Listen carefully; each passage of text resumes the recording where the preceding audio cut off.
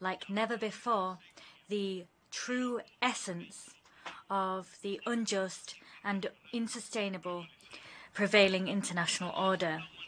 Never has humankind had this wealth of scientific and technical potential that it has now. Neither has it ever had the extraordinary capacity that it does now to create wealth and well-being.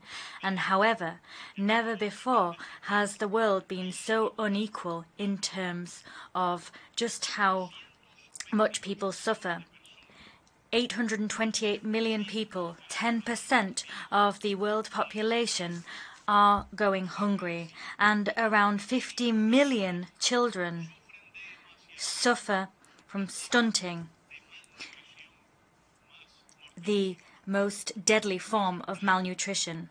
Unemployment will affect 207 million persons in 2022, 21 million more than in 2019. In the midst of the fourth industrial revolution, 773 million human beings do not know how to read or write. Around 6.5 million people have died as a result of the COVID-19 pandemic. Vaccinations to tackle this crisis are inaccessible to billions of people in low-income countries. In 2021, pharmaceutical multinationals earned $850 billion. External debt has been paid several times over, and nevertheless it is growing. Paradoxically, military expenditure at a global level is growing at a dizzying pace, and for the first time now exceeds $2 trillion. Nothing justifies the fact that humankind continues to remain threatened by the existence of around 13,000 nuclear weapons. We champion the universalization of the Treaty on the Prohibition of Nuclear Weapons. How much more could we maybe do if these resources were devoted to promoting health and development? How many deaths as a result of COVID and other diseases might have been avoided? How many boys and girls would be spared hunger and preventable illnesses? Mr. President, greenhouse gases reached record levels in 2021, and the same will occur this year. The average sea level has reached a new high. The last 7 years are the warmest ever recorded in history. We cannot continue to fail to heed the alarm bells that are sounding to alert us to an imminent climate disaster. We have one planet Earth, one common home. For the rich and the poor, we must act without delay. The philosophy of war and plundering and the unreasonable patterns of production and consumption spawned by capitalism, decried by President Fidel Castro, will lead us to the apocalypse. International relations are moving along a dangerous path. The U.S. offensive, aimed at bending states to their will through threats and economic coercion, as well as military, political and diplomatic coercion, efforts to subject them to an order based on their whimsical rules, together with the expansion of NATO and the development of a doctrine of aggression, hand in hand with the non-conventional war that's underway, will inevitably lead to a climate of tension and conflict whose consequences are unpredictable.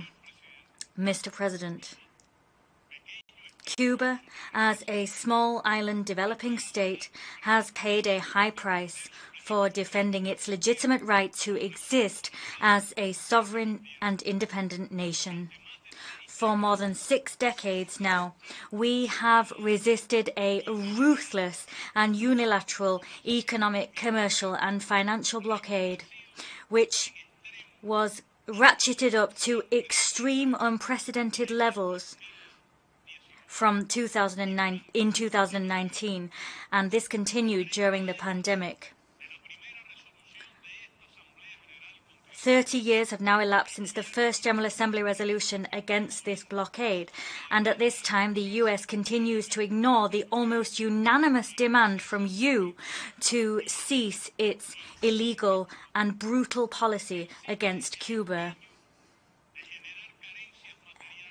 Endeavors are still waged on the part of the US to create material shortages, to sow despair, disenchantment, and to cause damage to the Cuban people. The government of the United States is strengthening pressure on banking institutions, companies, and governments throughout the world that are interested in establishing relations with Cuba, and the United States continues to obsessively pursue all sources of foreign exchange coming into the country to bring about the economic collapse of the nation. As a result, the Cuban economy has withstood extraordinary pressure that are having an impact on industry, service provision, are leading to a scarcity in food and medicines, and are leading to a decline in consumption and a decline in the general well-being of our people. The human damage caused by this policy and felt by all Cuban families is impossible to quantify, but is nevertheless vast, cruel, and immoral. The blockade is an act of economic war in times of peace. The current government of the United States keeps in force the most aggressive measures of pressure on our country. These were adopted by the government of Donald Trump and remain in force. This administration continues the unfair inclusion of Cuba on the arbitrary list produced by the State Department of countries that supposedly sponsor terrorism. This slanderous classification of our country as a sponsor of terrorism stigmatizes our financial bodies and institutions and makes it extremely difficult for us to conduct transactions or to pay payments or access credit. Cuba has been a victim of state terrorism and does not promote, nor will it ever promote, terrorism. On the contrary, we condemn terrorism in all its forms and manifestations. The government of the United States manipulates opportunistically highly delicate issues such as terrorism, religion, democracy, justice, corruption, and human rights. The double standards, the inconsistency, the selectivity, the manipulation, the political manipulation indeed, of which the United States are guilty, damage the cause of human rights.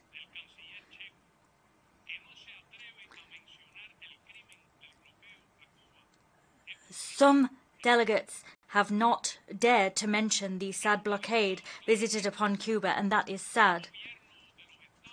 I urge the government of the United States to solve the issues which fuel irregular migration and which promote the loss of life. These factors include their failure since 2017 to uphold their obligation, according to bilateral agreements in force, to earmark no less than some 20,000 annual visas to migrants. There is the Cuban Adjustment Law, there is the treaties that are politically motivated, there are restrictions placed on regular transit countries, and the ratcheted up economic blockade. These cause migration and must be ceased. We've heard today that the processing of migrant visas will return to the Embassy of the United States in Havana, and that is a positive step. Cuba reiterates its readiness to move towards a better understanding and better relations with the government of the United States, and to develop civilized relations, and including relationships of cooperation between both countries, and this on the basis of mutual respect, sovereign equality, and on the understanding that no attempts will be made to undermine our sovereignty and independence in spite of our major differences. We underscore the valuable commitment and the shown by Cubans and their descendants in protests that have occurred in that country and across the world to ensure that Cuba's sovereign rights are respected and to reject the merciless actions of the United States, in particular the policy of the economic blockade. I also wish to deeply thank heads of state and government for their statements in this general debate, and I thank them for their historic support as well as that of the General Assembly. And I'm also thankful for the demonstrations of solidarity towards Cuba by governments, key figures, political organizations, solidarity movements, social and people's movements from across the world. Today, this solidarity and support remains absolutely vital. Mr. President, despite the colossal challenges faced, the Cuban people and government have not let up in their attempts to forge ahead with the construction of a socialist society which is fairer, democratic, prosperous, and sustainable. We conquered COVID-19 with resources, our own vaccines, and the solidity of our public health system and our system of science. We were able to humbly contribute by sending 58 medical brigades around the world.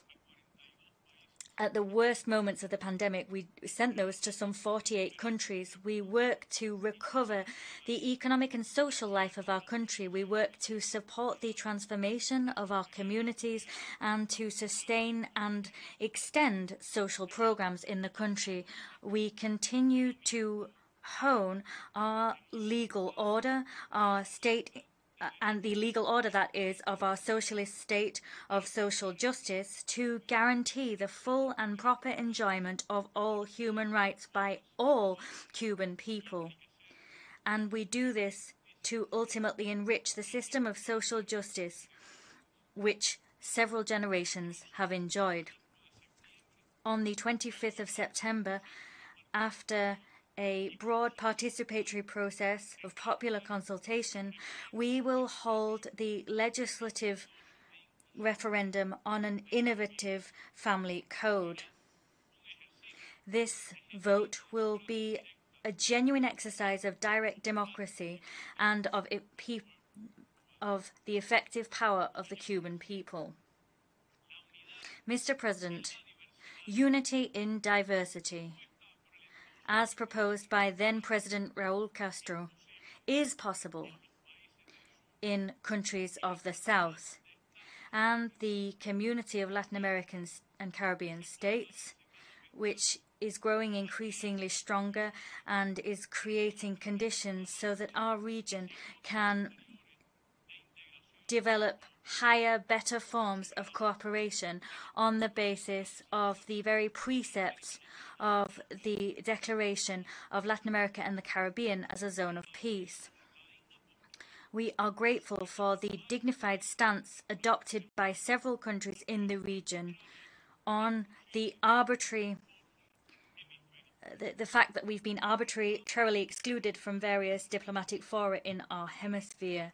We express our solidarity with the Bolivarian Republic of Venezuela and with its constitutional president, Nicolás Maduro Moros, and we stand shoulder to shoulder with the civic-military union of its people as it attempts to withstand attempts made to subvert and destabilize the internal order of that brotherly country. We reject the implementation of unilateral coercive measures in and against Venezuela. We denounce the imperialist attempts made to destabilize the government of reconciliation and national unity of Nicaragua. We reiterate our staunch support for the brotherly Nicaraguan people and for their president, Daniel Ortega. We stand in full solidarity with the sisterly nations of the Caribbean, and we support their legitimate claims for reparations for the damaging effects of colonialism and slavery. These peoples need and deserve to receive just, special and differentiated treatment. We once again reaffirm our historic commitment to the self-determination and independence of the people of Puerto Rico. Haiti needs a special contribution to be made by the international community to its reconstruction and development. Humankind has a debt to settle with that republic. We support the legitimate claim of President Alberto Fernandez and of the sovereign people of the Argentinian Republic over the Malvinas Islands, the South Sandwich Islands and South Georgia Islands and the surrounding maritime areas.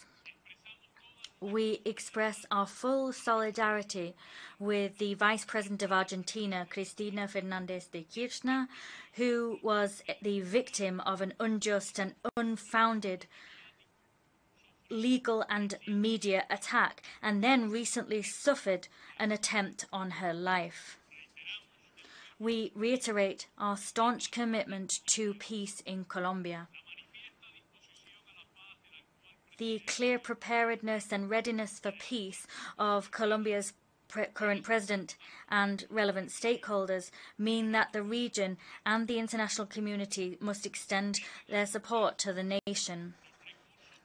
The necessary resources must be provided to support the Agenda 2063 of the African Union.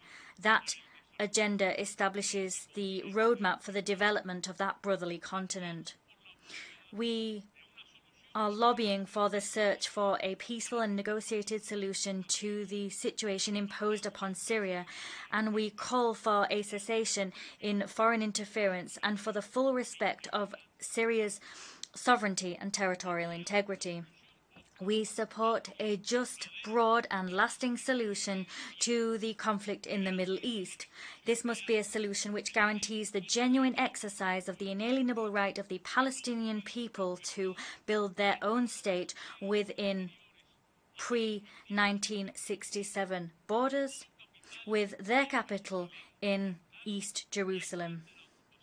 And we call for the end of the Israeli occupation of the occupied Palestinian and Arab territories. We reaffirm our unwavering solidarity with the Sahrawi people. We reject the unilateral coercive measures imposed on the Islamic Republic of Iran. We condemn the imposition of unjust unilateral economic measures on the Democratic People's Republic of Korea, and we condemn foreign interference in their domestic affairs. We oppose interference in the internal affairs of the Republic of Belarus. We reaffirm our repudiation of the imposition of unilateral sanctions against the Russian Federation. We condemn the unfounded smear campaigns waged against the People's Republic of China and attempts to undermine their territorial integrity and sovereignty. We reiterate the unwavering support for the One China policy. We champion a serious diplomatic and constructive solution to the current war in Ukraine. This solution must be found through peaceful means with full respect for international law. The solution must guarantee the security and sovereignty of all. Mr. President, Cuba will continue to speak out loud and clear to reject hegemonism and domination, unilateral coercive measures, genocidal blockades, and attempts to impose one culture and one model on the world.